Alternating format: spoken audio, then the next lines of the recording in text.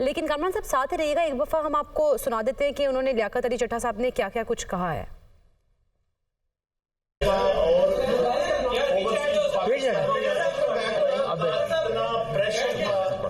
मैं आज सुबह की नमाज के बाद एक दफा मैंने खुदकुशी करने की कोशिश की है, लेकिन फिर मैंने सोचा कि मैंने क्यों ना ये सारी चीजें अवाम के पास रखूं, मैं खुद क्यों हराम की मौत मरूं और मैं ये सारी चीजें अवाम के सामने क्यों ना रखूं। मैं इस कर्म में से गुजर रहा हूं।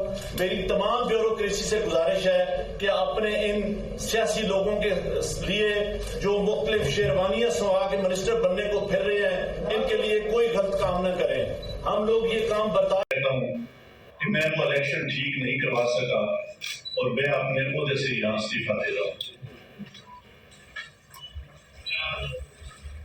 मैंने जो इस इलेक्शन में गलत काम किया है, रावलपिंडी के 13 एमएलए की सीटें जो हारी हुई लोगों को हमने जितवाया है, लोगों की 70-70 हजार की लीड को हमने उनकी शिकस्त में बदला है और आज भी हमारे लोग बैठ के जेली मोहरे लगा रहे हैं।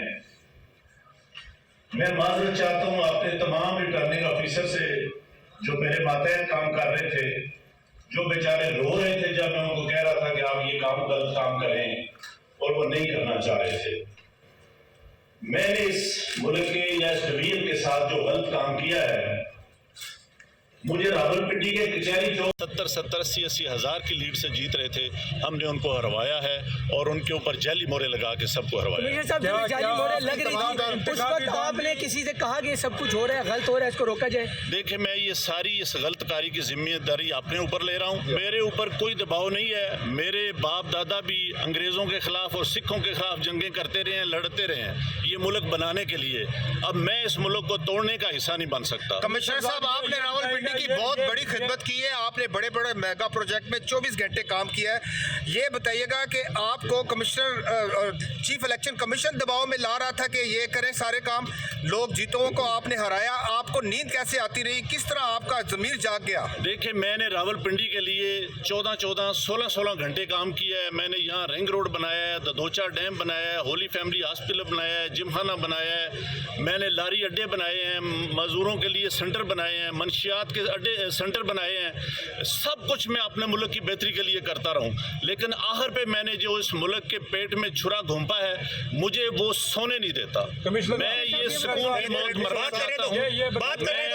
जो मैंने जुल्म किया है, मुझे उसकी सजा मिलनी चाहिए और बाकी भी इस जुल्म में जो लोग शामिल हैं, पुलिस भी शामिल है? पुलिस भी शामिल? 70-80 हजार की लीड से जीत रहे थे, हमने उनको हरवाया है और उनके ऊपर जाली मोहरे लगा के सबको हरवाया। जाली मोहरे लग रही थी, उस वक्त आपने किसी से कहा कि सब कुछ हो रहा है, गलत हो रहा है, इसको रोका जाए? देखिए, मैं ये सारी इस गलत कारी की जिम्मेदारी अपने ऊपर ले रहा हूँ। मेरे ऊपर कोई दबाव नहीं है। मेरे बाप दादा भी अंग्रेजों के खिलाफ और सिखों के खिलाफ जंगें करते रहे हैं, लड़ते रहे हैं ये मुल्क बनाने के लिए।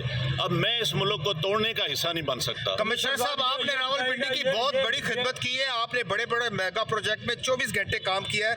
ये बताइएगा कि आपको कमिश्नर चीफ इलेक्शन कमीशन दबाव में ला रहा था कि ये करें सारे काम, लोग जीतों को आपने हराया, आपको नींद कैसे आती रही, किस तरह आपका ज़मीर जाग गया? देखिए, मैंने रावलपिंडी के लिए 14-14, 16-16 घंटे काम किया है। मैंने यहाँ रिंग रोड बनाया है, ददोचा डैम बनाया है, होली फैमिली हॉस्पिटल बनाया है, जिमखाना बनाया है, मैंने लारी अड्डे बनाए हैं, मजदूरों के लिए सेंटर बनाए हैं, मंशियात के अड्डे सेंटर बनाए हैं। सब कुछ मैं अपने मुल्क की बेहतरी के लिए करता रहूं, लेकिन आखिर पे मैंने जो इस मुल्क के पेट में छुरा घोंपा है, मुझे वो सोने नहीं देता। मैं ये सुकून की मौत मरना चाहता हूँ।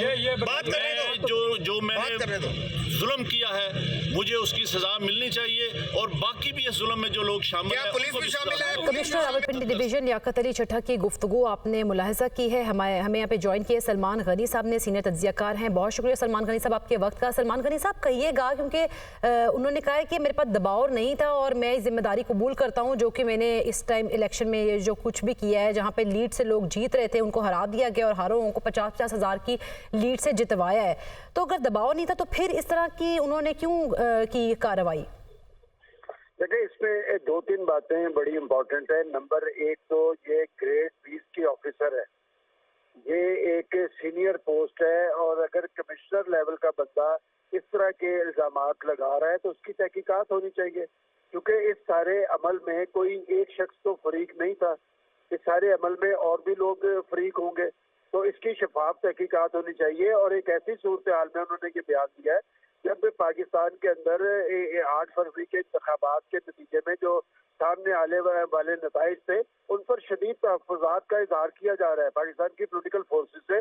और बदकिस्मती ये है कि माजी के अंदर जब ऐसी सूरत हाल तारी होती थी तो कोई अदारा खुद को जवाबदेह बनाता था। आखिर क्या वजह है कि पाकिस्तान का इलेक्शन कमीशन जो बुनियादी तौर पर जिम्मेदार था शफाफ इंतखाबात का, उसने अभी तक जवाबदेही का एहसास ही किया कि वो 8 फरवरी के बाद अब तक वो आवाम के सामने नहीं आए, वो मीडिया के सामने नहीं आए। दूसरा भी एक रवायत रही है कि पहला इलेक्शन रिजल्ट था वो चीफ इलेक्शन कमिश्नर पेश करते थे, लेकिन इस दफा उन्होंने सामने आना भी गवारा नहीं किया।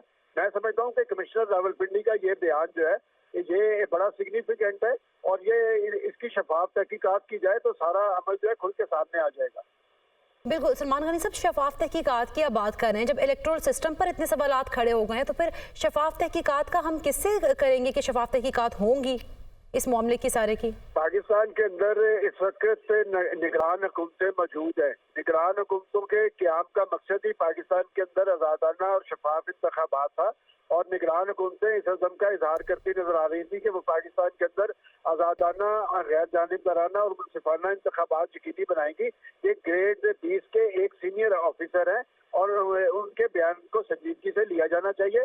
तहकीकात हुकूमत की जिम्मेदारी है। देखिए बात यह है कि अगर एक ग्रेड 20 का ऑफिसर ये कहता है कि मेरा ज़मीर मुझे मुलामत कर रहा है, मैं इस बयान अमल का हिस्सा रहा हूँ, वैसे तो एक बात इसमें यह भी है कि वो सब कुछ करने के बाद उनका ज़मीर जागा है। जब वो सारा कुछ ये कर रहे थे तो उस वक्त उन्होंने कोई रिजेंटमेंट शो की थी या नहीं, ये भी तहकीकात में सामने आएगी।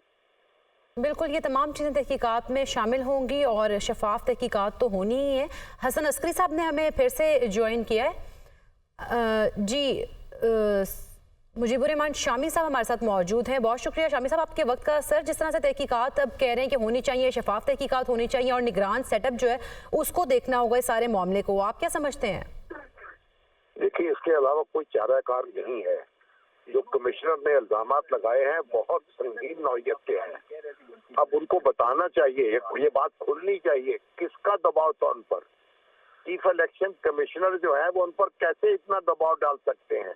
उन्होंने चीफ जस्टिस का भी नाम ले दिया है, तो चीफ जस्टिस वहाँ इस सारे मामले में कैसे आ गए। तो इसलिए जो जिन लोगों के दबाव में वो थे और जिन्होंने उन्हें मजबूर किया वो सब नाम मंजर आम पर आने चाहिए।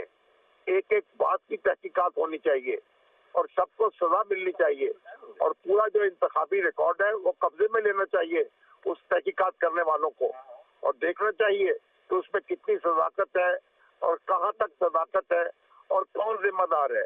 जब तक आप ये तय तक नहीं पहुंचेंगे बात आगे नहीं चलेगी। इसे एक बुरानी कैफियत तो पैदा हो जाएगी लेकिन आगे रास्ता हम तलाश नहीं कर सकेंगे तहकीकात के बगैर।